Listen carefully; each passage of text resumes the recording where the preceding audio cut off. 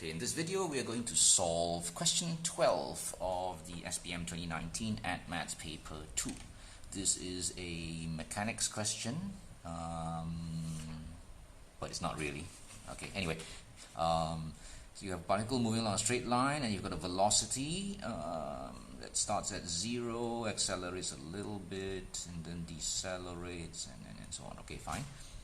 So find, Chari, the initial acceleration meter per second square of the particle. Alright, so we'll start by writing out the equations again. So what do we have? This is section A, question 12, section A. Right, we are given that velocity is equal to t cubed minus 4t squared plus 3t. Now, in questions like this, it's always instructive to try and get a visualization of this. So let's try and factor this out. It just so happens it factors quite conveniently into t minus 1, t minus 3. Right? We've got plus 3, we've got minus 4t squared, we've got a t outside, t cubed. That's it. Right? And obviously this is a very straightforward graph to sketch. You've got your velocity, and that's a cubic, so it sort of goes like an S curve. It cuts the axes at 0, at 1, and at 3. Right. So you've got the velocity going something like that, and like that, and whoosh. Right, and that's t. Right, pretty straightforward. So how do you interpret this? You've got your little particle. It starts. It is traveling on a straight line. It starts at speed 0, and it slowly gains speed, and keeps going. Right, at some point, maybe a little bit more than half, something like that. It is traveling at a maximum speed, right? And it slows down. Okay, it's still traveling forward, but it slows down. And sometime in the future, which is at t equals 1, it actually stops, right? And as time goes on, it starts to decelerate backwards. And it goes back further than it accelerated forward, right? So it actually passes the origin again, and keeps going, it slows down, and then it stops again at t equals 3, right? From t equals 3, it re-accelerates, it travels forward again, and at some point it probably passes the origin again, and then it just accelerates straight through. All right, that's pretty straightforward. Let's try and plot out the displacement curve. Just by instinct, right? So at t equals 0, you're starting at 0, right? And then the speed is starting at 0 and slowly accelerates, right? So let's just draw time 1, 2, and 3 here, corresponding to these times. So it slowly accelerates, and it achieves peak acceleration maybe a little bit after halfway. Okay. But the important thing is that at t equals 1, it stops, right? So it actually decelerates and stops. Okay. At some distance, some unknown distance. Right? From then on, it starts to decelerate, so it's heading back downwards.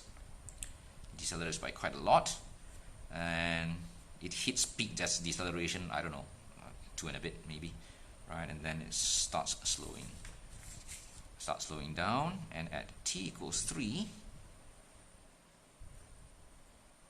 it stops again.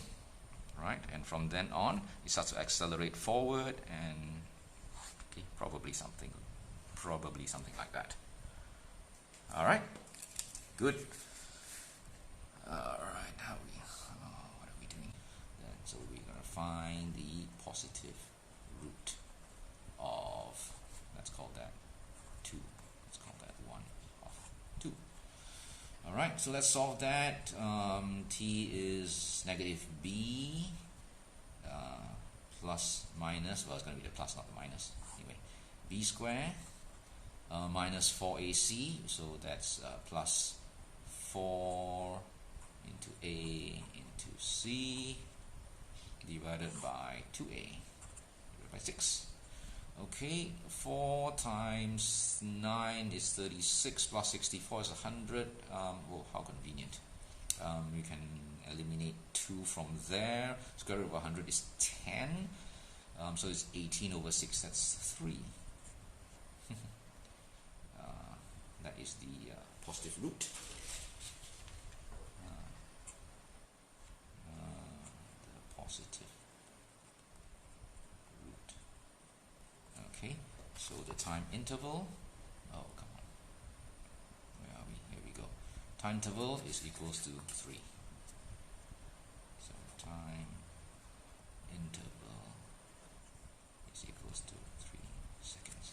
Okay, so just for laughs and giggles, if you evaluate that, 8 minus 10 gives you negative 2/6 gives you negative 1/3, right? So t equals negative 1/3 is the negative root.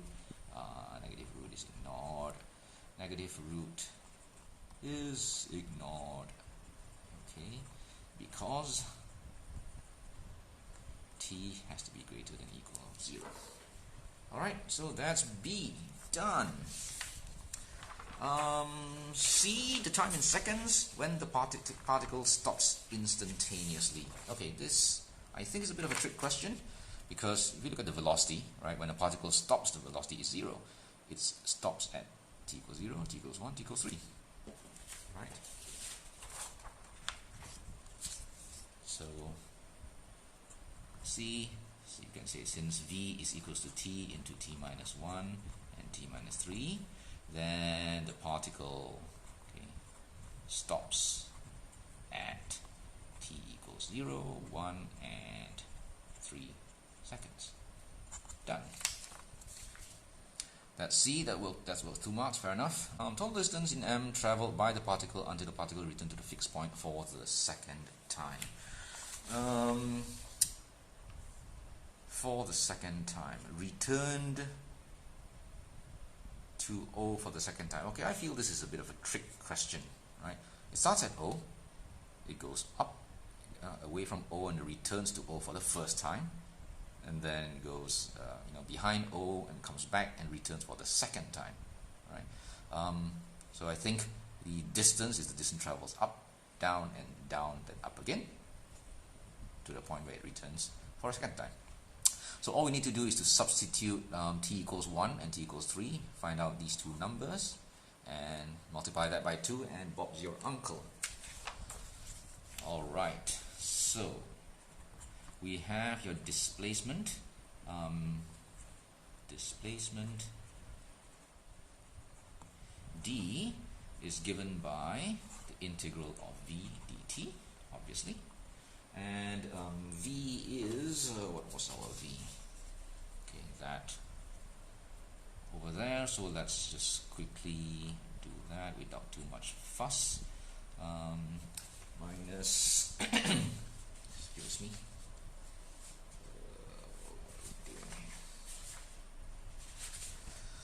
okay, sorry, where were we?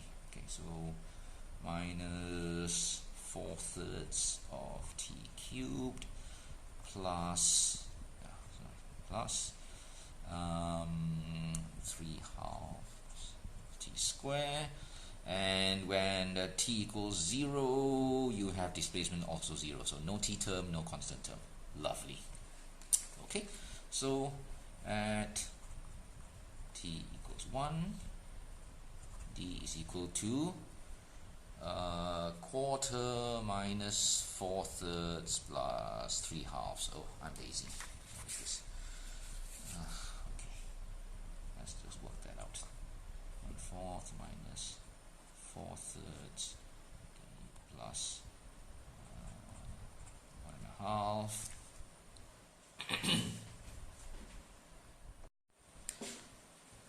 And to find out the distance traveled on the negative side, it's substitute at t equals 3, d is equal to, what do we have, 3 to the power of 4, that's 81 over 4, minus 4/3 into 3 cubed, which is 27, that's 9, that's easy, and finally 2 into 9. Right? You work all of that out, that turns out to be, let me see, that's 36, that's easy enough. This is 27 over 2, and that's 81 over 4. So let's change that to 54. 54 and 81. Excuse me. Okay, so I'm lazy. Let's do that. So 81 over 4. Oops, hang on. Didn't know that. 81 over 4 minus 36 plus 27 over 2 is negative 2 and a quarter.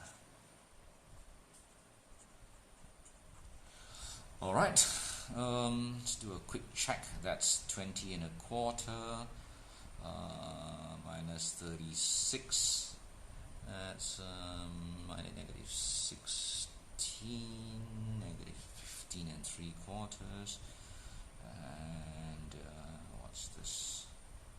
This is 14 and a half, negative 2 and a quarter.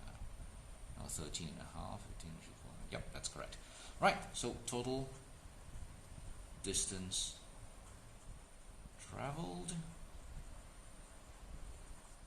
is therefore equals to 2 times of 5/12 and 2 and a quarter.